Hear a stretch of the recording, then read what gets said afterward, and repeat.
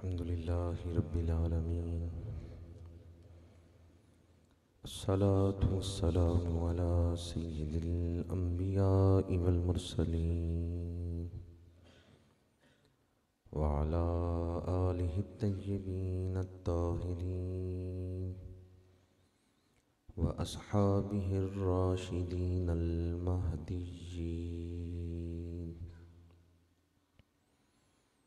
अम्मा बअदु फ़अऊज़ु बिल्लाहि मिनश शैतानिर रजीम। बिस्मिल्लाहिर रहमानिर रहीम। अलिफ लाम मीम। ज़ालिकल किताबु ला रैब फ़ीहि हुदल लिल मुत्तक़ीन अल्लज़ीना युमिनून बिल ग़ैबि व युक़ीमूनस सलाता व मिम्मा रज़क़नाहुम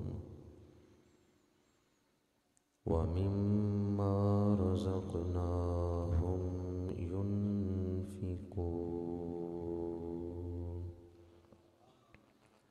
सदक़ल्लाहु मौलानल अज़ीम। अल्लाहुम्मा अरिनल हक़्क़ हक़्क़न वरज़ुक़ना इत्तिबाअह व अरिनल बातिल बातिलन वरज़ुक़ना इज्तिनाबह। इन्नल्लाह व मलाइकतहु युसल्लूना अलन नबिय्य या अय्युहल्लज़ीना आमनू सल्लु अलैहि व सल्लिमू तस्लीमा। अस्सलातु वस्सलामु अलैका या रसूलल्लाह व अला आलिका व अस्हाबिका या हबीबल्लाह। अस्सलातु वस्सलामु अलैका या खतीबल अंबियाइ वल मुरसलीन व अला आलिका व अस्हाबिका या रहमतल लिल आलमीन। काबिल सद एहतराम उलमाए किराम, मेहमानान ज़ी वक़ार, बरदरानी इस्लाम, हाज़रीन व सामीईन, अल्लाह रब्बुल इज़्ज़त का फ़ज़्ल व एहसान है जिसने हमें दरसे कुरान व हदीस की इस सआदत अफ़रोज़ महफ़िल में हाज़री की तौफ़ीक़ अता फ़रमाई है। दुआ है कि ख़ालिक़ कायनात आज के दिन नाज़िल होने वाली दरसे कुरान मजीद में नाज़िल होने वाली बरकतें और रहमतें हम सब को अता फ़रमाए। जिस तरह के आप लोग आगाह हैं, आज दरसे कुरान मजीद का उन्वान है करबला के बाद के वाक़यात। मैंने दरसे कुरान मजीद का जो तसलसल सूरह बकरा से शुरू हुआ उसे पेश नज़र रखते हुए इब्तदाई आयात तिलावत की हैं। इनकी रोशनी में जो मौजू आज रखा गया है उसे बयान करूँगा। अल्लाह ताला मुझे हक़ गोई की तौफ़ीक़ अता फ़रमाए। ये जहान जो हमें नज़र आ रहा है, ये जहान ही सब कुछ नहीं, बल्कि इसके अलावा भी कोई जहान है। तमाम अंबियाए किराम ने यही दावत दी है कि ये जहान ही सब कुछ नहीं, ज़ाहिर ही सब कुछ नहीं। एक जहान है जो हमारी आँखों से गायब है और हम उसी की तरफ जा रहे हैं। जब तक उस पर ईमान नहीं होगा, आखिरत पर ईमान नहीं होगा, उस वक़्त तक कोई शख्स मुसलमान नहीं हो सकता। वो जो गैब का जहान है, जब तक उस पर ईमान न हो इंसान मुसलमान नहीं कहला सकता और कुरान मजीद से नफ़ा नहीं हासिल कर सकता। इसलिए सबसे पहले मुत्तकीन की जो सिफ़त बयान की गई कि उनके अंदर कौन कौन सी शानें पाई जाती हैं, पहली शान यही बयान की गई, अल्लज़ीना युमिनूना बिल गैब। मुफस्सिरीन ने लिखा कि गैब से मुराद मुगीबात। बाज़ ने कहा गैब से मुराद ये है कि देखे बग़ैर मानते हैं। बाज़ ने कहा गैब से मुराद दिल है और बाज़ मुफस्सिरीन ने फरमाया गैब से मुराद मुगीबात हैं कि वो चीज़ें जो नज़र नहीं आती, जो आलम गैब में हैं, मोमिन उन छुपी हुई चीज़ों पर ईमान रखते हैं। हमने जन्नत नहीं देखी, दोज़ख नहीं देखा,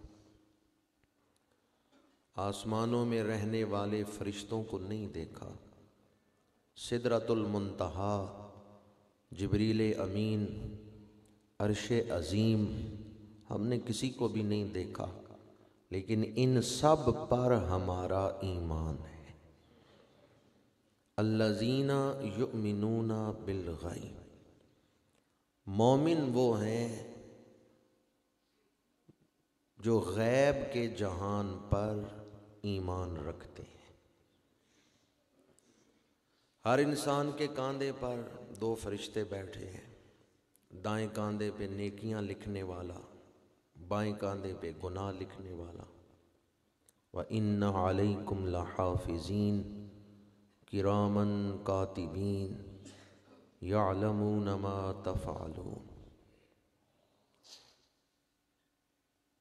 दाएं कंधे पे फरिश्ता बैठा है जो नेकियां लिख रहा है, बाएं कंधे पे बैठा है जो गुनाह लिख रहा है। कभी आपने इस बात पे संजीदगी से गौर किया है कि दो फरिश्ते हमा वक्त मेरे पास मौजूद हैं जो मेरे आमाल से या तो खुश होते हैं या नाराज़ होते हैं, परेशान होते हैं। गैब के जहान पर ईमान तो है। अगर मेरे सामने इस वक्त 500 अफराद बैठे हैं तो इस वक्त फरिश्ते कितने होंगे? फरिश्ते 1000 फरिश्ते मस्जिद में मौजूद हैं। कभी इस तरफ आपने तवज्जो की है? गैब के इस जहान की तरफ कभी गौर किया है? मस्जिद में दाखिल हों, मस्जिद के दरवाजे में फरिश्ते खड़े, मस्जिद में हाज़िर होने वालों के नाम लिख रहे। जब कोई शख्स तस्बीह पढ़ता है, कुरान पढ़ता है या दुरूद शरीफ पढ़ता है, फरिश्ते उसकी महफिल में आके बैठते हैं। कभी आपने इस बात की तरफ तवज्जो की है? जब कोई आदमी झूठ बोलता है, उसके मुंह से बदबू निकलती है, रहमत के फरिश्ते दूर हो जाते हैं। कभी इस बात को संजीदगी से लिया है? जब कोई आदमी गुनाह की तरफ नज़र करता है, बेहयाई का मुजाहिरा करता है, रहमत के फरिश्ते उससे दूर हो जाते हैं। कभी आपने इस बात पे गौर किया है? जब तक गैब के जहान पर ईमान नहीं, उस वक़्त तक तो हम मोमिन ही नहीं। जो कुछ नजर आ रहा है इसको ही सब कुछ न समझें। वो जो कुछ नजर नहीं आ रहा पर कुरान और हदीस से साबित है, उसकी तरफ भी ध्यान करें, उसकी तरफ भी तवज्जो करें। ये जो चीज़ें मैंने अभी आपके सामने बयान की कि कांधों पे फरिश्ते मौजूद हैं, जहाँ ज़िक्र हो वहाँ फरिश्ते उतरते हैं, कुरान पढ़ा जाए फरिश्ते पास आके बैठते हैं, जन्नत, दोज़ख, जिब्रील, सिदरतुल मुंतहा, ये सारी गैब की खबरें हमें किसने बताई? या अय्युहन नबिय्यु इन्ना अरसलनाका शाहिदा लफ्ज़ नबी का तर्जुमा क्या किया है आला हजरत ने? ए गैब की खबरें देने वाले। नबी की बेसत का तो मकसद ही ये है कि लोग जिस चीज़ को, जिस जहान को देख नहीं सकते, नबी उस गैब के जहान की खबरें अता फरमाते। उस गैब के जहान में क्या कुछ मौजूद है, और जब हम उस जहान में दाखिल होंगे हमें किस शय की ज़रूरत है, इसकी खबर अल्लाह के नबी अता फरमाते हैं। या अय्युहन नबियो, ए गैब की खबरें देने वाले। इससे यह भी पता चला कोई शख्स जितना नबी के करीब होगा इतना ही उसका अखलाक संवरेगा, आलमे गैब से उसका रब्त होगा। या फिर मज़ीद आसान करके कहूँ, आज अगर अपनी इस्लाह करनी हो, अपने आप को संवारना हो, अपने अंदर जो खोट है, मैल है, उसको दूर करना हो, तो आलमे गैब की तरफ तवज्जो करें। दिल में फ़िक्र आखिरत पैदा हो जाएगी, नेकी का जज्बा पैदा हो जाएगा। हमारे आका करीम सल्लल्लाहु अलैहि वसल्लम ने इरशाद फरमाया, जो कुछ मैं देखता हूँ अगर तुम देख लो तो नरम बिस्तरों पर सोना भूल जाओ। जो कुछ मैं देखता हूँ अगर तुम देख लो तो मुर्गन खाने खाना भूल जाओ। जो कुछ मैं देखता हूँ अगर तुम देख लो तो गफलत से हंसना, कह के लगाना भूल जाओ। इस हदीस का क्या मतलब है? इस हदीस का यही मतलब है कि गैब में छुपी हुई चीजें अगर तुम्हारे लिए जाहिर हो जाएं तो गफलत तुम्हारी जिंदगी से निकल जाए। कोई जितना उस जहान की तरफ ध्यान देगा, उस गैब के जहान की तरफ जितनी तवज्जो देगा, उतनी उसकी अपनी इस्लाह होगी। उसके अंदर जो मैल है, कमी है, नक्स है, वो दूर होंगे। और गैब के उस जहान की तरफ ध्यान देने के लिए, तवज्जो के लिए अगर अल्लाह के नबी की तरफ तवज्जो दें, हजूर की बारगाह में दुरूद व सलाम भेजें, हजूर निगाह करम फरमाएं, तो दिल की इस्लाह होगी, दिल संवरेगा, उसमें फ़िक्र आखिरत पैदा होगी और आलमे गैब से एक रब्त हो जाएगा, ताल्लुक़ जुड़ जाएगा। हमारे यहाँ अक्सर लोग ये समझते हैं मैं जब चाहूँ अपने आप को ठीक कर लूँगा, अपने आप को संवार लूँगा। लेकिन बरादरान इस्लाम, में ये अर्ज़ कर रहा था, अल्लाह रब्बुल इज़्ज़त ने कुरान मजीद में इरशाद फरमाया, यौम ला यनफ़उ मालुन वला बनून इल्ला मन अतल्लाह बिक़ल्बिन सलीम। क़यामत के दिन वो कामयाब होगा जो संवरा हुआ दिल लेके आया। कौन कामयाब होगा? जो अपने दिल को संवारना, यही मुश्किल काम है। वैसे हम समझते हैं मैं जब चाहूँ मैं अपने दिल को संवार लूँगा, मैं तहज्जुद शुरू कर दूँगा, मैं गुनाह छोड़ दूँगा, मैं जब चाहूँ मैं अपने आप को ठीक कर लूँगा। पर जब दिल संवारने लगते हैं फिर पता चलता है ये कितना औखा काम है। दिल काबू में ही नहीं आता, गुनाह छुटते ही नहीं, आदतें दूर ही नहीं होती। आदमी ऐसे फंस चुका है गुनाहों की लज्जतों में। जब अपने आप को संवारने लगते हैं फिर पता चलता है ये कितना मुश्किल काम है। वैसे तो हम कहते हैं मैं जब चाहूँ मैं ठीक हो जाऊंगा, मैं ऐसे कर दूंगा, मैं ये कर दूंगा, पर जब करने लगते हैं फिर पता चलता है ये कितना मुश्किल काम। अगर कोई अपने दिल को संवारना चाहता है तो उसके लिए अब तक की गुफ्तगू में मैंने 2 आसान वजीफे आपके सामने बयान कर दिए हैं। एक तो ये कि गैब का जो जहान है उसकी तरफ तवज्जो करें, जो नजर नहीं आ रहा उसकी तरफ ध्यान दें। ये जो कुछ नजर आ रहा है इससे जरा तवज्जो हटाएं। मौलाना रूम लिखते हैं मसनवी शरीफ में, लब बंद चश्म बंद गोश बंद, गर सिर्रे हकरा नबीनी बरमन बखंद। कहते हैं ये जो कुछ नजर आ रहा है इससे आंखें बंद करो, यार की तरफ आंखें खोलो, गैर से ध्यान हटाओ, अपने खालिक की तरफ ध्यान करो। अगर राज़े हक तुम पे रोशन ना हो गया तो फिर मेरे ऊपर हंसना कि मैं एक जाहिल शख्स था जिसने तुम्हें इतना ऐसा वजीफा बताया कि आंखें बंद करो, लब बंद, चश्म बंद, गोश बंद। कहते हैं गैर से आंखें बंद करो, ये जो कुछ नजर आ रहा है इससे तवज्जो हटाओ, जो नजर नहीं आ रहा उसकी तरफ ध्यान दो। एक तो मैंने ये वजीफा बयान किया गैब की तरफ ध्यान दें, और दूसरा वजीफा जिसने गैब की खबर दी है उस महबूब से गुलामी का रिश्ता जोड़ ले। हजूर ने गैब के जहान की खबर दी, जितना हजूर से ताल्लुक मजबूत होगा उतनी ही आखिरत में कामयाबी होगी। जितना कोई हजूर के करीब होगा आखिरत में उतना ही दर्जा बुलंद होगा। ये तो मैंने जो आय मुबारका पढ़ी उसके हवाले से एक बात आपकी खिदमत में अर्ज़ की, अगरचे इसमें और बहुत सारे निकात हैं, सिर्फ एक नुक्ता अर्ज़ कर रहा हूँ और फिर करबला के बाद के वाक़यात आपकी खिदमत में बयान करूँगा। सूरह बकरा के शुरू में मुत्तकीन की जो पहली शान बयान की, फरमाया वो गैब पर ईमान रखते हैं, अल्लज़ीना युमिनूना बिल गैब।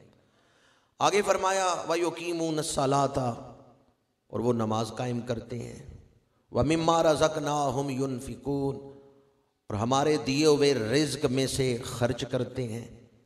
वल्लज़ीना युमिनूना बिमा उन्ज़िला इलैका वमा उन्ज़िला मिन क़ब्लिक, और जो कुछ उतारा गया आपकी तरफ और आपसे पहले उस पर वो ईमान रखते हैं।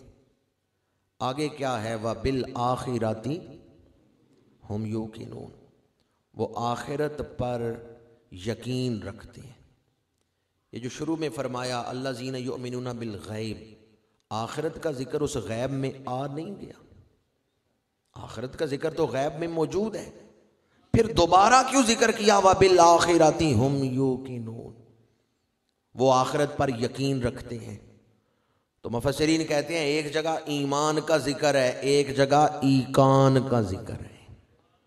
ईकान यकीन, देखे बगैर उनकी कैफियत यह है जैसे आखिरत को देख लिया है। देखे बगैर उनके दिलों में कैफियत यह है जैसे वो आखिरत को देख रहे हैं। आप दो लोग अपने दोस्त के घर खाना खाने बैठे, दस्तरखान पे खाना लग गया, वह लुकमा आपने तोड़ा है, दोस्त दौड़ता हुआ आया, उसने कहा खबरदार खाना ना खाना, लुकमा रख दो नीचे। आपने कहा क्यों? उसने कहा इस खाने में जहर मिला हुआ है, मेरे किसी दुश्मन ने जहाँ से मैंने खाना पकवाया है ना, खाने में जहर मिला दिए, आप फ़ौरन लुकमा नीचे रख देंगे। आप समझदार लोग बैठे हैं, मुझे ये बताएं, ये जो आपको खाने से रोका है किस चीज़ ने रोका है? दोस्त ने आके रोका है या जहर के नुकसान पर जो आपके दिल में यकीन है उसने रोका है?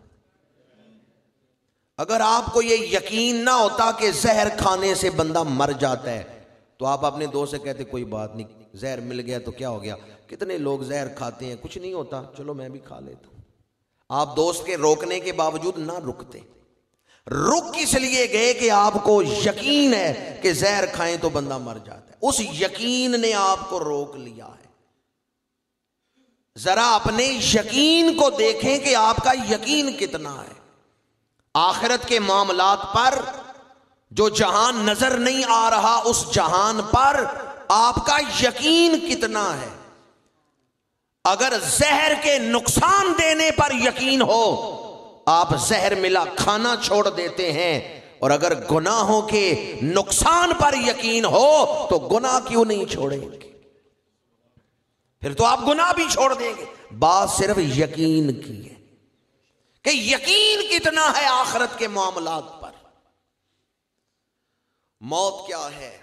आज की महफिल के हवाले से, करबला के हवाले से बात अर्ज करने लगा हूं। मौत इस जाहिर के जहान से निकलकर गैब में दाखिल होने का नाम है।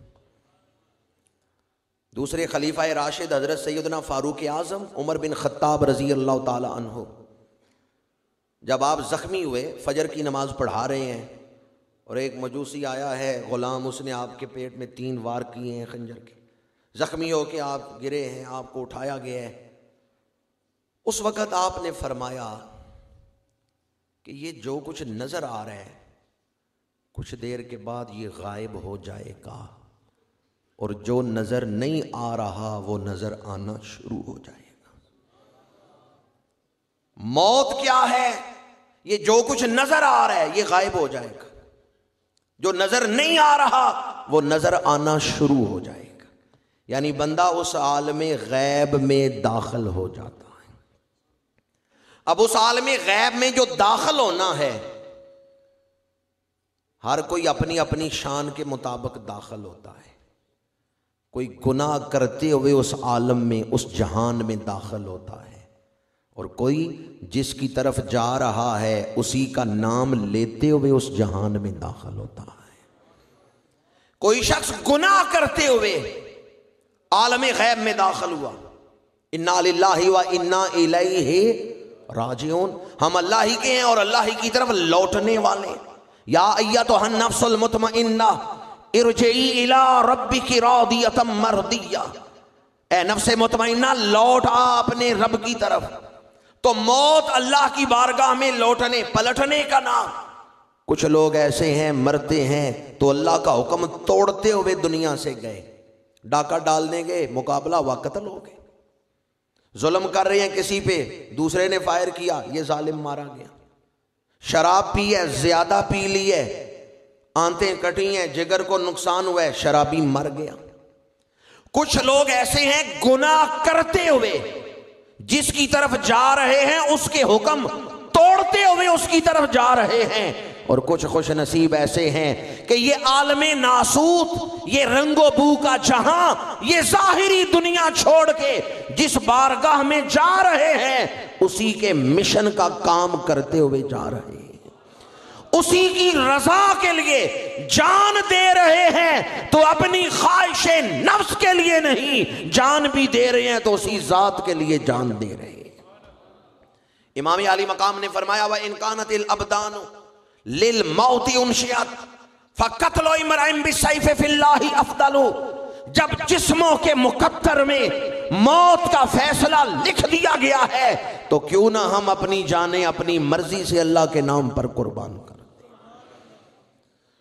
10 मुहर्रमुल हराम जब नवासे रसूल की रूह पाक, रूह मुबारक जिस्म मुबारक से जुदा हो रही है और आलम कुद्स से सदा आ रही है, या अय्यतुहन नफ्सुल मुतमइन्ना इरजिई इला रब्बिकी रादियतम मर्दिया, तो कौन बयान कर सकता है कि उस वक़्त आलमे गैब में क्या कैफियत हो। नवासा रसूल का सर सजदे में है और गर्दन मुबारक पे खंजर चल रहा है। हदीस पाक है, जो जिस हाल में जान देता है क़यामत के दिन उसी हाल में उठेगा। दुआ करें अल्लाह ताला हमें अच्छे काम करते हुए ईमान की हालत में आखिरी वक़्त नसीब फरमाए। मैं सो जाऊं या मुस्तफ़ा कहते कहते, खुले आँख सल्ले अला कहते कहते। 10 मुहर्रम अल हराम की शाम इमाम आली मकाम की शहादत के बाद इमाम के काफ़िले में बस औरतें और बच्चे रह गए हैं। कोई जवान मर्द नहीं जो तलवार उठा के यजीदियों के सामने खड़ा हो सके। हज़रत सैयद सज्जाद हैं, हज़रत ज़ैनुल आबिदीन, और एक रवायत के मुताबिक आपकी उम्र 13-14 साल है, 9 उम्र है। वो रात हज़रत सैयद सज्जाद ने कैसे बसर की। वतन में बैठे हुए लोग परदेसियों के दुख को कैसे समझ सकते हैं। 11 मुहर्रमुल हराम की फजर हज़रत सैयद सज्जाद ने फजर की अजान कही है, नमाज पढ़ी है। नमाज फजर से फारिग होके बैठे हैं, खुद कलामी कर रहे हैं। खुद कलामी समझते हैं अपने आप के साथ बातें करना। खुद कलामी अपने आप के साथ बातें कर रहे हैं कि बाबा कहते थे सब्र करना, इमाम कहते थे इन पर्देदार बीवियों को पर्दे की नसीहत करते रहना, इमाम कहते थे दुश्मनों के सामने कलमाए हक बयान करते रहना। जो वसीयतें की हैं इमाम ने, वो वसीयतें हजरत ज़ैनुल आबिदीन दोहरा रहे हैं, और वो सारी नसीहतें दोहरा के फिर अपना इरादा, अपना अज़्म जाहिर करते हैं। कहते हैं जितनी मुसीबतें आई हैं, अगर इससे ज्यादा मुसीबतें भी आ जाएं, मैं उन नसीहतों पे अमल करूंगा जो इमाम ने मुझे फरमाई। मैं कभी उन नसीहतों को पसे पुश्त नहीं डालूंगा। पहले वो नसीहतें दोहराई। मैं आपकी खिदमत में अर्ज करूंगा कि आप अच्छी बातों को दोहराते रहा करें। अपने जहन में जुमे पर बयान हो, किसी अच्छी महफिल में कोई बात सुने, उसे अपने जहन में दोहराया करें कि मुझे क्या करना है। जब आप किसी अच्छी बात को जहन में दोहराएंगे, उससे भी शैतान दूर होगा, उससे भी नेकी करने का जज्बा दिल में पैदा होगा। 11 मुहर्रम अल हराम की सुबह हजरत सैयद सज्जाद इमाम आली मकाम की वसीयतें दोहरा रहे हैं। जो नसीहतें इमाम ने फरमाई वो दोहरा रहे हैं, और फिर अपना इरादा जाहिर करते हैं अगर इससे भी ज्यादा मुसीबतें आ जाएं, मैं हक का दामन नहीं छोड़ूंगा, मैं सब्र करता रहूंगा, मैं दुश्मनों के सामने कलमाए हक बयान करता रहूंगा। जब आप ये अज़म कर रहे हैं, यजीदी सिपाही आए, उन्होंने आपको मुसल्ले से उठाया है, कैदी बनाया है, जंजीरें बांधी हैं, ऊंट की नंगी पुश्त पे बिठा दिया है, पर्देदार बीबियों को कैदी बनाया है, शहीदों के कटे हुए सर नेज़ों पे चढ़ाए हैं। सर आगे हैं, नेज़ों पर कटे हुए सर आगे रखे, पीछे असीराने करबला का काफिला, कैदियों का काफिला, शहीदों के सरों के पीछे कैदियों का काफिला, और उनके पीछे यजीदी लश्कर है। इस तरह 11 मुहर्रम को करबला से ये काफिला चला। कटे हुए जिस्म मैदाने करबला में पड़े हैं और सर नेज़ों पे चढ़े, पीछे कैदी हैं, पीछे लश्कर है। शहीदों को दफनाने की इजाजत नहीं दी। कलेजा मुंह को आता है, अगर हमारा कोई अजीज सफर में जंगल में फौत हो जाए और हम उसका जिस्म वहां छोड़ के दफनाए बगैर जंगल से निकले, तो दिल में कितने ख्याल आएंगे। नमाज़े जनाजा नहीं पढ़ी गई, कब्र नहीं बनाई गई, दफनाया नहीं गया, कहीं कोई परिंदे आके या जानवर आके इस मैयत को नुकसान ना पहुंचाए, हमारे जहन में कितने ख्याल आएंगे। जरा असीराने करबला के दिलों से पूछें, जो 72 कटे हुए जिस्म वहां छोड़ के जा रहे हैं। उन माओं से पूछें जो अपने बेटों की लाशें वहां छोड़ के जा रहे हैं, या उस बहन से पूछें जो अपने भाई की लाश वहां छोड़ के जा रही है, या उस बेटे से पूछें जो अपने बाप की लाश दफनाए बगैर वहां छोड़ के जा रहे हैं। तारीख की मुख्तलिफ किताबों में ये इस्तिगासा मौजूद है। जब इस हालत में करबला से निकले कि आगे शहीदों के सर नेज़ों पे चढ़े हुए हैं, पीछे कैदी हैं, और दाएं बाएं लाशें पड़ी हुई हैं, जिस्म कटे पटे पड़े हुए हैं। जब उन कटे हुए जिस्मों के पास से हजरत सैयद सज्जाद की सवारी गुजरती है, उस मौके पर आपने कौन सा वजीफा पढ़ा है? दुख की उस घड़ी में अल्लाह के रसूल पे दरूदो सलाम पढ़ा है। इन्निल तैयारी हस्सबा यौमन इला अर्दिल हरम बल्लिग सलामी रोज़तन फीहन नबीयुल मोतशम या रहमतल लिल आलमीन अदरिक ले ज़ैनिल आबिदीन। ए हवा मदीना मुनव्वरा से गुजर हो तो मेरे रसूल की बारगाह में सलाम पेश करना और अर्ज करना, ए जानवरों के बच्चों पे रहम करने वाले रसूल, जरा देखें तो सही आज आपके बच्चों के साथ क्या जुल्म हो रहा है। ए जानवरों के बच्चों पे रहम करने वाले रसूल, ए रहमतल लिल आलमीन, आए देखें आज आपकी औलाद के साथ क्या सलूक किया जा रहा। हजरत सैयद सज्जाद ने उस घड़ी हजूर पे दरूद शरीफ पढ़ा और इस्तिगासा किया है। एक तो अकीदे का ये मसला भी हल हो गया कि या रसूल अल्लाह कहना आज हमने शुरू नहीं किया। ये हजरत ज़ैनुल आबिदीन का भी वजीफा है। अगर कोई कहे कि हजूर दूर से सुनते नहीं, तो मैं कहता हूं हजरत ज़ैनुल आबिदीन से पूछें वो इस्तिगासा क्यों कर रहे हैं, उनका अकीदा क्या है। हजरत सैयद सज्जाद का अकीदा भी वही है जिसकी तर्जमानी आला हजरत ने की है, दूरो नजदीक से सुनने वाले वो कान, कान लाले करामत पे। फिर एक बहन की वफा देखें, हजरत सैयदा ज़ैनब रज़ी अल्लाह ताला अन्हा, आपके दो बेटे भी इसी मैदान में शहीद हुए। ओनो मोहम्मद, उनकी लाशें भी यहाँ पड़ी हुई हैं। पर हजरत सैयदा ज़ैनब ने जब इस्तिगासा की है, हजूर को पुकारे, तो उस इस्तिगासे में अपने बेटों का जिक्र किया है या हजरत इमाम हुसैन का जिक्र किया है। उस इस्तिगासे में अपने बेटों का जिक्र नहीं किया, इमाम हुसैन का जिक्र किया। वाह मुहम्मदा, वाह मुहम्मदा, हाजा हुसैनुम बिल औरा मुसम्मलुम बिद्दमा मुकत्ताउल आज़ा। या रसूल अल्लाह देखें आपके कांधों पे खेलने वाला हुसैन आज खून की सुर्ख चादर लेके मैदान करबला में लेटा हुआ है। मुसम्मलुम बिद्दमा, खून की चादर ओढ़ के हुसैन करबला में लेटे। बेटों का जिक्र नहीं कर रही बीवी ज़ैनब, इमाम हुसैन का जिक्र कर रही। इसीलिए 10 मुहर्रम मैदान करबला की तरफ निकलते हुए इमाम ने फरमाया था, बहनें बड़ी पैदा होंगी पर ज़ैनब जैसी बहन नहीं किसी भाई को मिलेंगी।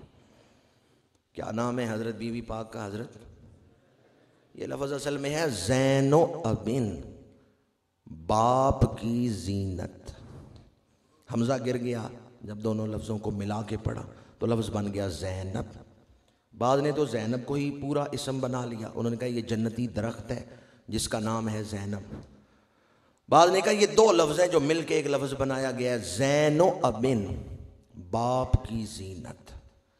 वो बेटी जिससे ख़ानदान की इज़्ज़त मिट्टी में नहीं मिलती, बल्कि वो बेटी जो ख़ानदान की इज़्ज़त को 4 चांद लगा देती है।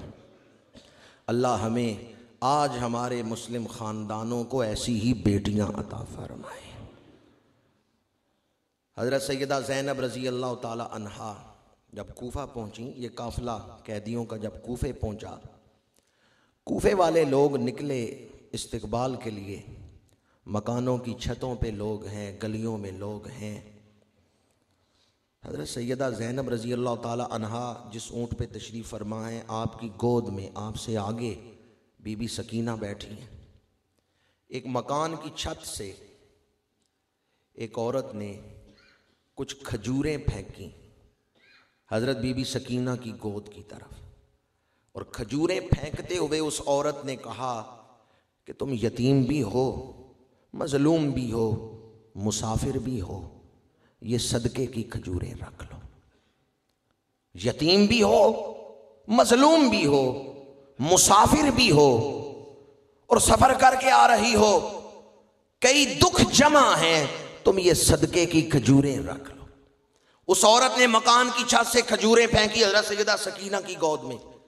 बीबी ज़ैनब ने फौरन वो खजूरें अपने हाथ में ली और उसी छत की तरफ वापस फेंकते हुए फरमाया, ए खजूरें फेंकने वाली औरत, क्या तुझे नहीं पता हम आले रसूल हैं और आले रसूल पे सदका खाना हराम है।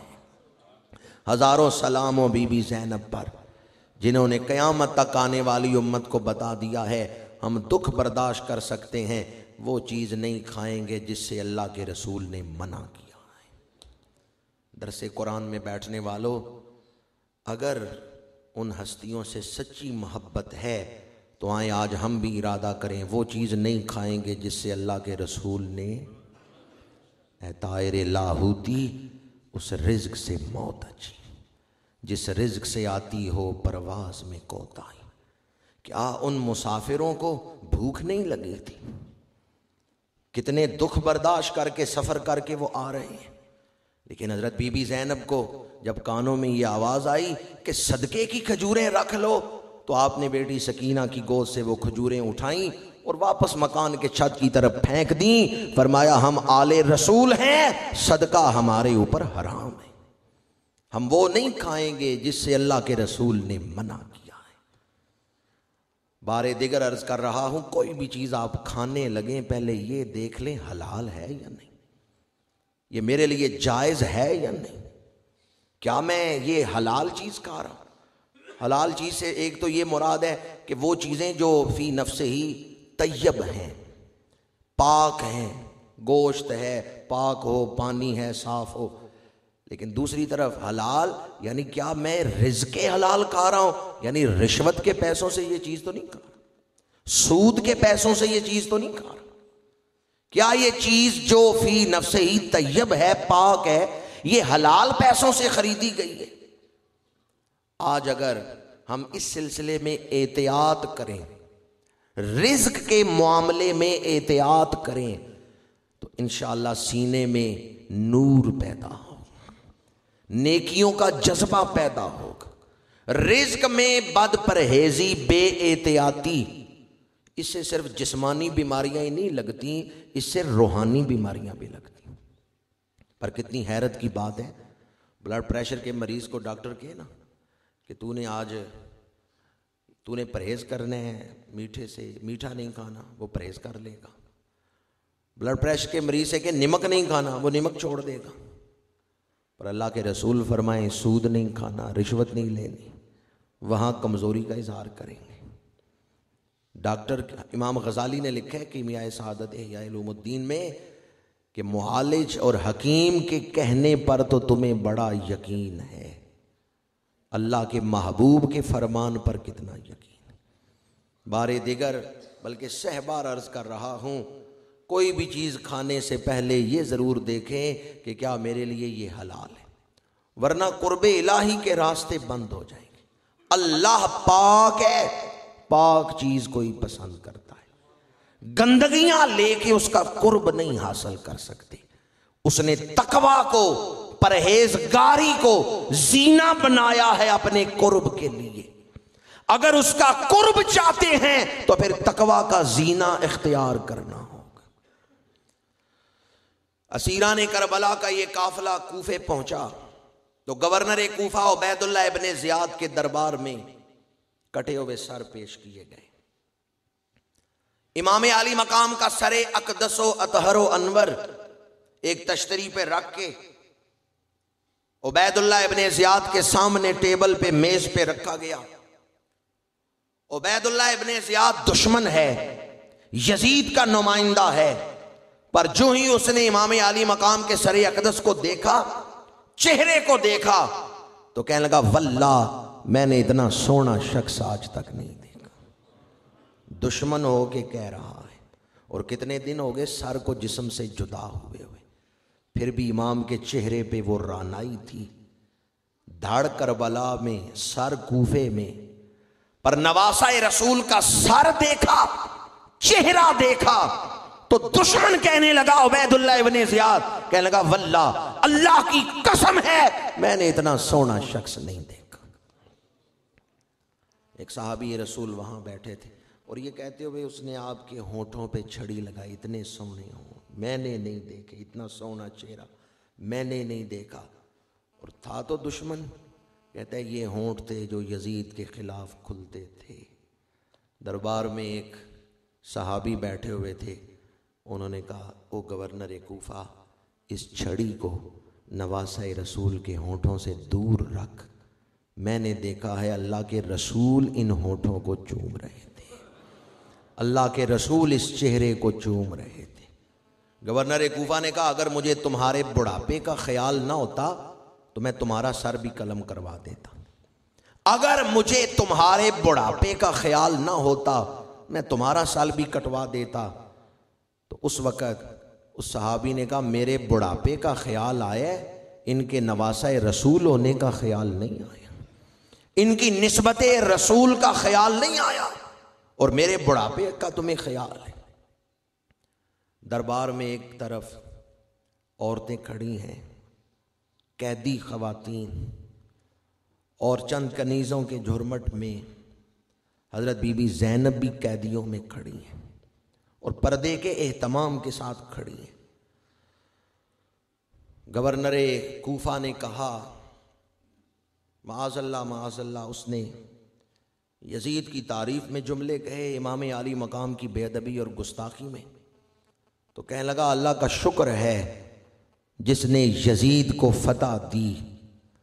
और फिर इमाम का जिक्र करके कहने लगा कि अल्लाह ताला ने इन्हें फतह नहीं दी। मैं वो लफ्ज़ नहीं बोल सकता जो तारीख़ की किताबों में मौजूद हैं कि उन्हें बोलते हुए कलेजा मुँह को आता है। गवर्नर कूफा ने यजीद के हक में तारीफ में तकरीर की, इमाम आली मकाम की बेअदबी और गुस्ताखी में लफ्ज़ बोले, पर शुरू में ये कहते हैं अल्लाह का शुक्र है, अल्लाह ने हमें ये इज्जत बख्शी, अल्लाह ने हमें ये फतह दी, अल्लाह ने हमें ये इज्जत बख्शी कि हम फतह याब हो गए। तो पर्दे के पीछे से हज़रत बीबी ज़ैनब ने खुतबा दिया और कहा अल्लाह का शुक्र है जिसने अपना आखिरी रसूल मेरे ख़ानदान में पैदा फरमाया है। अल्लाह का शुक्र है जिसने हमें ख़ानदान रसूल में पैदा किया है और हमें पाकीज़गी अता फरमाई है। और ये आयत हमारे हक में उतरी है, हमारी शान में उतरी है, अहले बैत की शान में। इन्नमा युरीदुल्लाहु लियुज़हिबा अन्कुमुर रिज्सा अहलल बैति व युताहिरकुम तत्हीरा। ये आयत पढ़ के फिर बीबी पाक ने फरमाया गवर्नर कूफा अब तू बता कि तेरी पाकीज़गी या जिसकी तू तारीफ कर रहा है उसकी पाकीज़गी को बयान करने के लिए कौन सी आयत नाज़िल हुई। गवर्नर कूफा का मुंह बंद हो गया। उसने कहा ये बीबी जो बोल रही है ये कौन है। बताया गया ये शेर खुदा की बेटी है, ये शहीद करबला इमाम आली मकाम की बहन है। गवर्नर कूफा ने कहा मैं इसीलिए सोच रहा था ये कौन औरत है जो लहजाए हैदरे कर्रार में बोल रही है, ये कौन औरत है जो है औरत पर बोल रही है तो पता चलता है हैदरे कर्रार खुतबा दे रही है। फिर उसने जब कैदियों की तरफ देखा तो हजरत सैयद सज्जाद नजर आए। कहने लगा ये जवान कौन है। बताया गया ये इमाम आली मकाम के बेटे हैं, ये अली शेर खुदा के पोते हैं और शहीद करबला नवासे रसूल इमाम आली मकाम के ये बेटे हैं। उस शकी बदबख्त ने कहा क्या तुमने नस्ले हुसैनी को ख़त्म नहीं किया, क्या तुमने नखले हुसैनी को जड़ से काट नहीं दिया। तो बाद सिपाहियों ने कहा जी ये बच्चा बीमार था, तलवार नहीं उठा सकता था, ये मैदान में नहीं उतरा इसलिए बच गए। गवर्नर कूफा ने कहा तलवार लाओ और अभी इसका सर कलम कर दो। जल्लाद तलवार लेके आगे बढ़ा।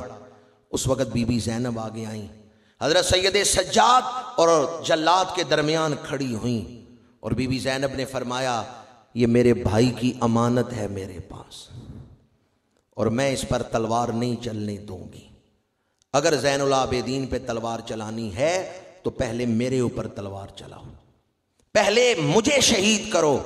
और ये फरमा के आपने फरमाया गवर्नर कूफा अब तक तुमने हमारे मर्दों पे तलवार चलाई है, अगर किसी औरत पे तलवार चलाई इसी वक्त जमीन फटेगी, कयामत बपा हो जाएगी, इसी वक्त तुम्हारे ऊपर अज़ाबे इलाही नाज़िल होगा। बात करने में कुछ ऐसा अंदाज और लहजा था, गवर्नर कूफा डर गया। अल्लाह की मदद शामिल हाल, गवर्नर कूफा डर गया। उसने कहा इस बच्चे का फैसला मैं यजीद पे छोड़ता हूँ, मैं नहीं इस पर तलवार चलाता, इसका फैसला यजीद करेगा। आंधी में एक चराग सरे शाम बच गया, ज़ैनब को दो दुआएं के इस्लाम बच गया। आंधी में एक चराग सरे शाम बच गया। ज़ैनब को दो दुआएं के, हाथ नहीं खड़े करवा रहा, सिर्फ दिलों पे दस्तक दे रहा हूं। वैसे तो हम सब के मोहसिन हैं। रोज़ाना हम ख्वाजा खाजगां ख्वाजा मोइनुद्दीन चिश्ती अजमेरी को इसाले सवाब करते रहे, उनके एहसानात का हक नहीं अदा कर सकते, बदला नहीं चुका सकते कि इस खित्ते में इस्लाम लेके जो हस्तियाँ आई उनमें आपका किरदार बुनियादी है। हज़रत ख्वाजा खाजगां ख्वाजा मोइनुद्दीन चिश्ती अजमेरी, पता है ये किसकी औलाद है? हज़रत इमाम मूसा काज़िम की औलाद है, हज़रत ज़ैनुल आबिदीन की औलाद है। हम में से कितने लोग ऐसे हैं जो हज़रत ज़ैनुल आबिदीन की औलाद के मुरीद हैं? नक्शबंदी, हज़रत जनाबे बहाउद्दीन नक्शबंद बुखारी के मुरीद हैं। तो हज़रत बहाउद्दीन नक्शबंद बुखारी कौन थे? ये हुसैनी सैयद थे। नक्शबंदी हज़रत इमाम जाफर सादिक के मुरीद हैं। ये इमाम जाफर सादिक कौन थे? ये हज़रत इमाम मोहम्मद बाकिर के बेटे। मोहम्मद बाकिर कौन है? इमाम ज़ैनुल आबिदीन के बेटे। आंधी में एक चराग सरे शाम बच गया, ज़ैनब को दो दुआएं के इस्लाम बच गया। ये नक्शबंदी, कादरी, चिश्ती, सोहरवर्दी, चारों सलासल में देखें हज़रत इमाम ज़ैनुल आबिदीन की औलाद का फैज़ आपको नजर आएगा। इसलिए सिर्फ हुसैनी सैयद ही नहीं, बाकी उम्मत भी उस बीवी पाक को, मखदूमा कायनात को इसाले सवाब करें, जिन्होंने उस वक़्त यजीद के गवर्नर उबैदुल्लाह इब्ने ज़ियाद के दरबार में खड़े होकर हज़रत ज़ैनुल आबिदीन के सामने बढ़ते हुए जल्लाद को रोका। गवर्नर कूफा ने कहा कुछ दिन इन्हें जेल खाने में रखो, फिर इन्हें यहाँ से दमिश्क ले जाओ। और उसने कहा कि ये जो कटे हुए सर हैं, इन सरों को कूफे के बाज़ारों में फिराओ ताकि लोग डर जाएं, यजीद की दहशत तारी हो जाए, हैबत तारी हो जाए। अब कटे हुए सर कूफे के बाज़ारों में फिराए जा रहे हैं, नेज़ों पे सर चढ़े हुए बाज़ारों में सिपाही फिर रहे हैं। उस वक़्त इमाम आली मकाम की एक करामत ज़ाहिर हुई। और वो करामत क्या थी कि इमाम आली मकाम का सर अक़दस व अतहर नेज़े पे है, बाज़ार से सिपाही गुज़र रहा है, एक मकान की छत पे कारी साहब बैठे कुरान पढ़ रहे हैं। उन्होंने असहाबे कहफ से मुतल्लक आय मुबारका पढ़ी, सूरह कहफ की, अम हसिबता अन्ना असहाबल कहफ़ वर रकीम कानू मिन आयातिना अजाबा।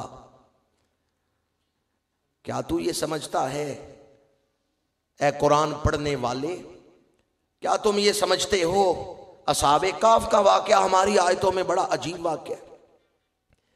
जब उस कारी ने ये आयत पढ़ी, कटे हुए सर से आवाज आई, इन्ना कत्ली व हमला रासी आजबो मिन असहाबिल कहफ। ए कुरान पढ़ने वाले, जरा कुरान के वर्कों से सर उठा, नजर उठा और नेज़े की तरफ सर उठा। मेरा कत्ल किया जाना और सर का नेज़े पे चढ़ना, ये असहाबे कहफ के वाक़या से भी अजीब तर वाक़या है।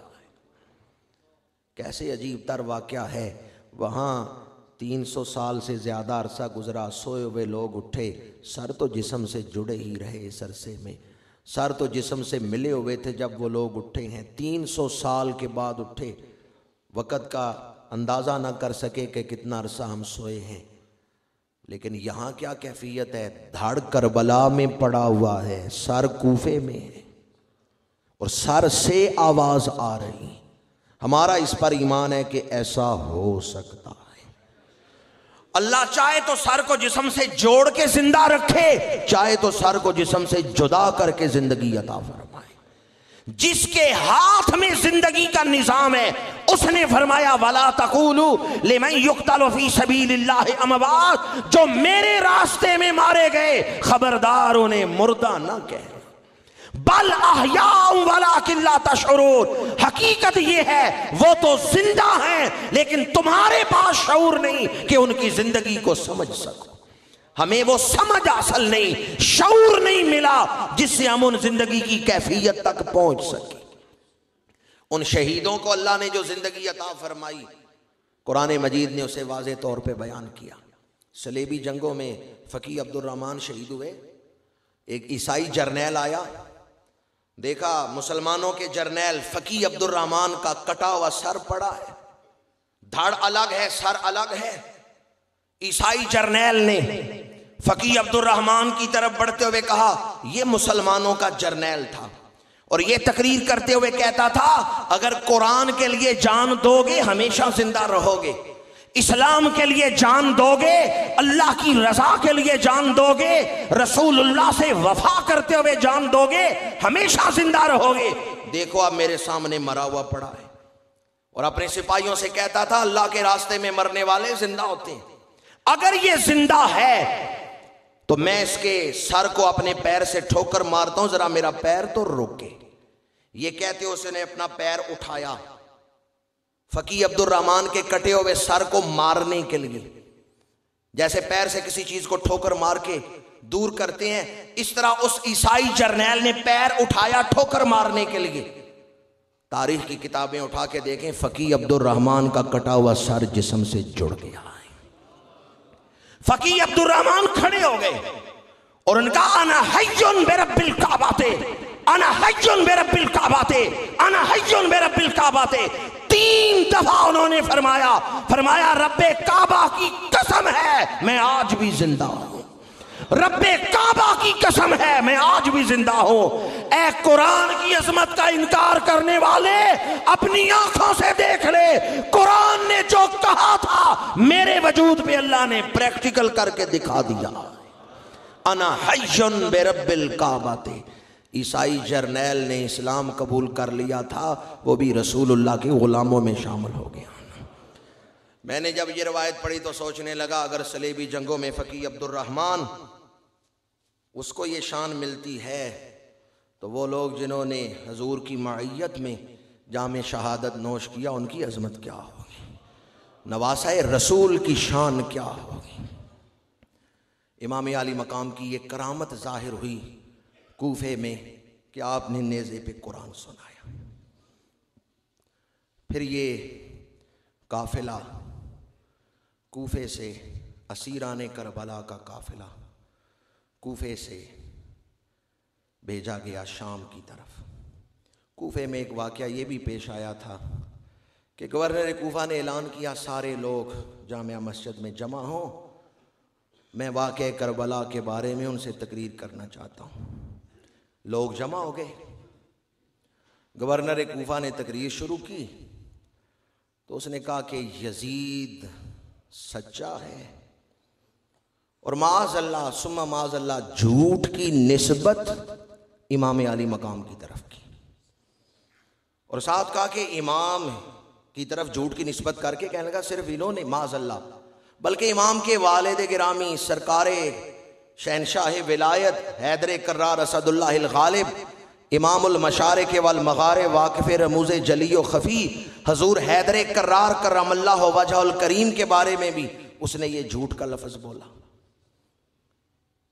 जब उसने ये कहा ना कि इमाम और हुजूर हैदर कर्रार, इनके नाम लेके उसने कहा ये झूठ बोलते हैं, और यजीद के लिए कहा ये सच बोलते हैं, तो मस्जिद में एक नाबीना सहाबी खड़े हुए, नाबीने थे लेकिन फौरन खड़े हुए, उन्होंने कहा ओ आले रसूल की शान में भौंकने वाले कुत्ते, झूठा तू है, झूठा तेरा अमीर है, झूठा तेरा खानदान है, और जिसका तू जिक्र कर रहा है हुसैन सच्चा है, हुसैन के वालिद हैदर कर्रार सच्चे हैं, हुसैन का सारा घराना सच्चा है।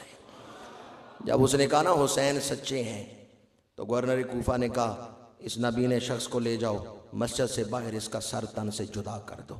जल्लादों ने पकड़ लिया, नबीना सहाबी को लेके मस्जिद से बाहर जा रहे हैं, पर मस्जिद से निकलते हुए वो नबीना शख्स यही कह रहा है यजीद झूठा है, अमीर Kufa governor Kufa Ubaidullah Ibn Ziyad झूठा है, हुसैन सच्चे हैं, हुसैन का ख़ानदान सच्चा है।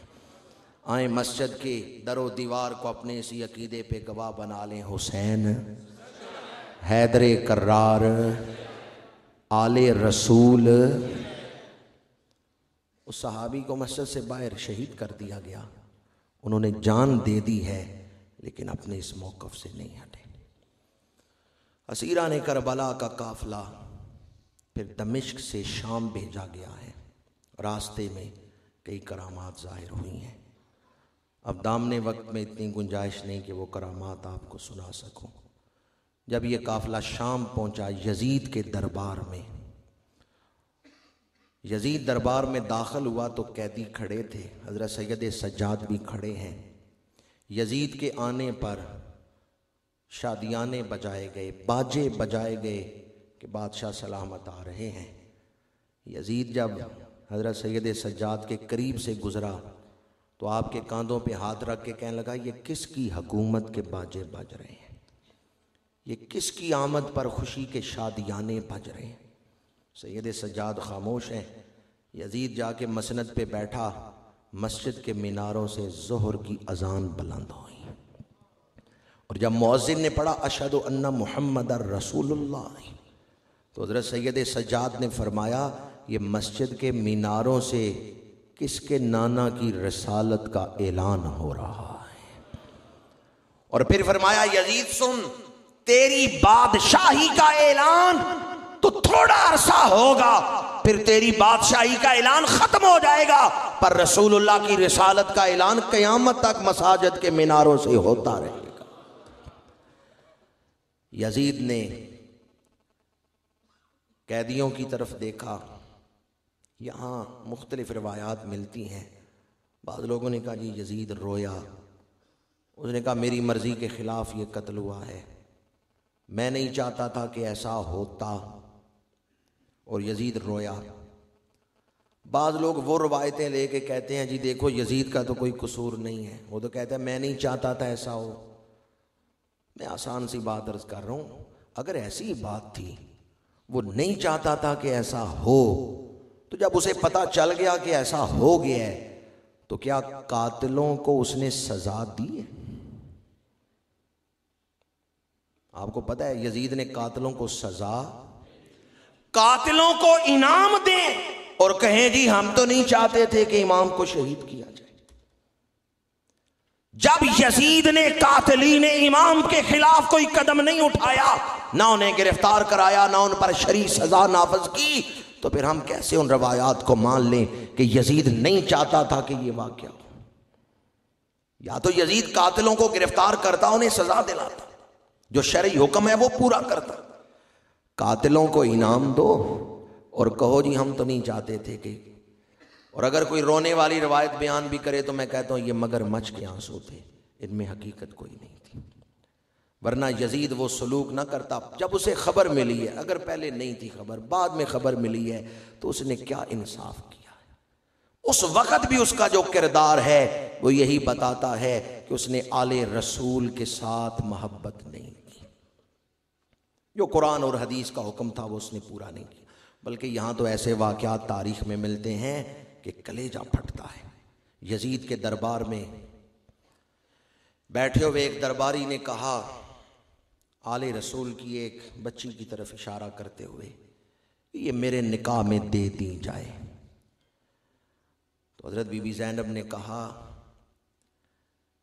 कि तू मुसलमान नहीं है, तेरे अंदर फलां फलां जुल्म और जबर पाया जाता है।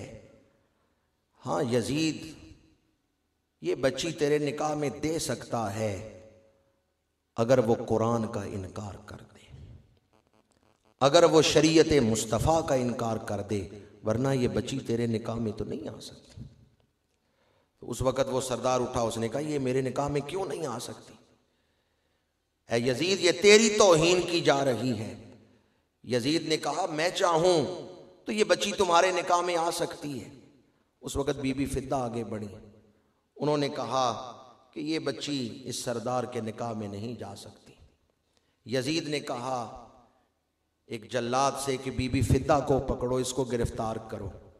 बीबी फिद्दा आले रसूल की नौकरानी थी, कनीज थी। आले रसूल के ख़ानदान से उनका ताल्लुक नहीं है, कनीज थी आले रसूल की। बीबी फिद्दा की तरफ जब यजीद ने हुक्म दिया कि इन्हें गिरफ्तार करो, तो दरबार में कुछ सिपाही खड़े थे जिनका ताल्लुक बीबी फिद्दा के शहर से था।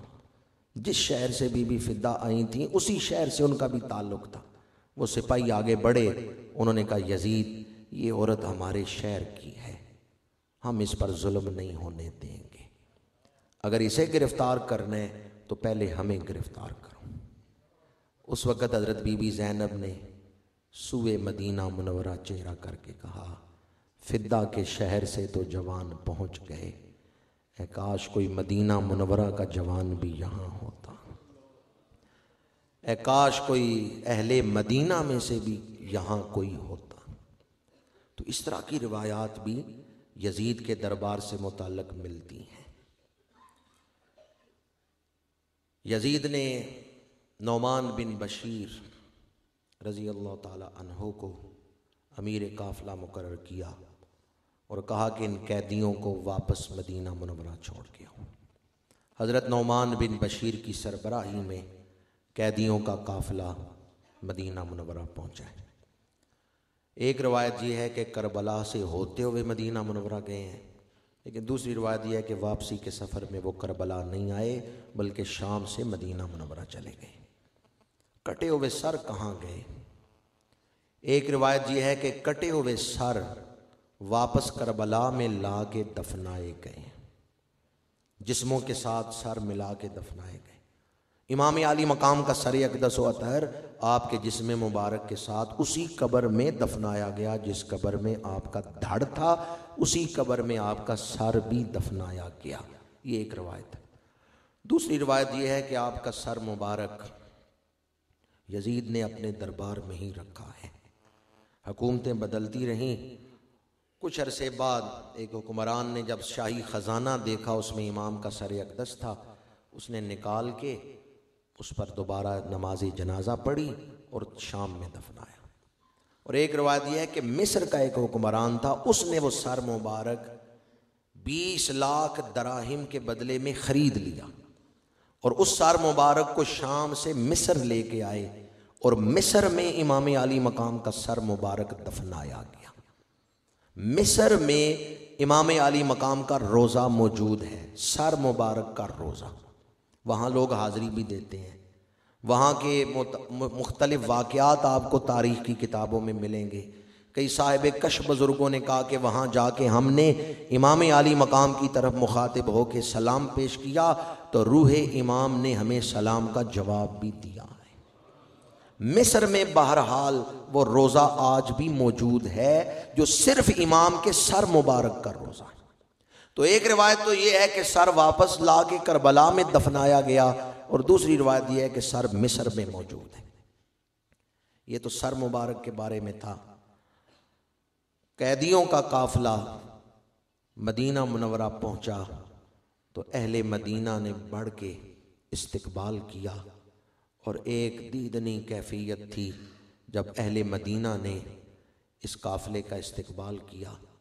हज़रत बीबी ज़ैनब के खामंद हज़रत अब्दुल्ला बिन जाफ़र वो करबला में नहीं थे, वो वहाँ शहीद नहीं हुए, वो मदीना मुनव्वरा थे। जब काफ़िला मदीना मुनव्वरा पहुँचे तो एक शख्स ने उनके कान में कहा, देखो तुम्हारी बीवी ने तुम्हारे 2 बेटे भी करबला में शहीद करवा दिए।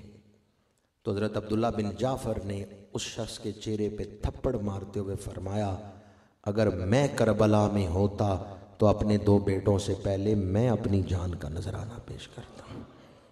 फरमाया, मुझे फ़ख्र है कि मेरी बीवी ने मेरी गैर मौजूदगी में मेरे 2 बेटों ने इमाम आली मकाम के साथ वफा की है और अपनी जानों के नजराने पेश किए। यानी जो शहीद नहीं हो सके, जो वहां मौजूद नहीं थे, उन्हें जब पता चला तो उनके दिल में भी हसरत थी, हम वहां होते तो हम नवासा रसूल से पहले अपनी जानों के नजराने पेश करते। और ये बात शायद मैंने पहले यहाँ आपके सामने बयान की हो कि करबला में सहाबा भी शहीद हुए हैं। अहले बैत से वफा करते हुए सहाबा ने भी अपनी जानों के नजराने वहाँ पेश किए हैं। 72 शहीदों में से 19 तो आले रसूल के शहीद हैं, बनु हाशिम के अफराद हैं। बाकी 53 कौन थे? वो जो बाकी 53 हैं उनमें से 8 तो सहाबी हैं, बाकी ताबईन हैं, सहाबा की औलादें हैं जो करबला में इमाम आली मकाम के साथ वफा कर रही हैं।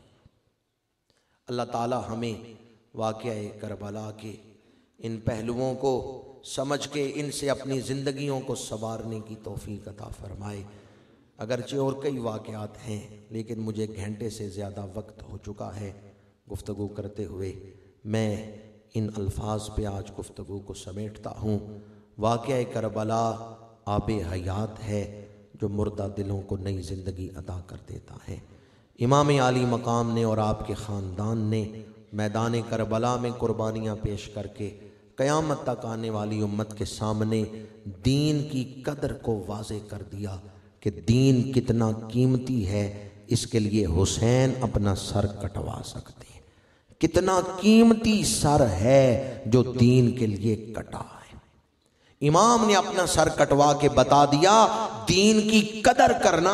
अली अकबर का लाशा उठाया जा सकता है, पर दीन से गद्दारी और बेवफाई नहीं की जा सकती। दीनी अकदार को मिटता हुआ मैं नहीं देख सकता, चाहे मैं 72 लाशें अपने हाथों पे उठा, अपनी जान पेश कर दूं, सर सजदे में कटा दूं, बीबियों को दुखी छोड़ के चला जाऊं, ये सब दुख बर्दाश्त हैं, पर दीन से गद्दारी नहीं हो सकती। दीन की कदर करें, इमाम के मिशन से वफा करें। दरसे कुरान व हदीस के मुंताज़िमीन को मैं हदिया तबरीक पेश करता हूँ। यही इमाम का मिशन है और इमाम से वफा का अंदाज है कि मस्जिदें आबाद की जाएं, कुरान मजीद की तिलावत की जाए, कुरान को समझ के उस पर अमल किया जाए, हजूर की बारगाह में दुरूद शरीफ पेश किया जाए। आज इमाम से वफा का ये तकाजा है कि हम इमाम आली मकाम के मिशन को जिंदा रखें। कि मोहम्मद से वफा तूने तो हम तेरे हैं, ये जहां चीज़ है क्या लोहो कलम तेरे।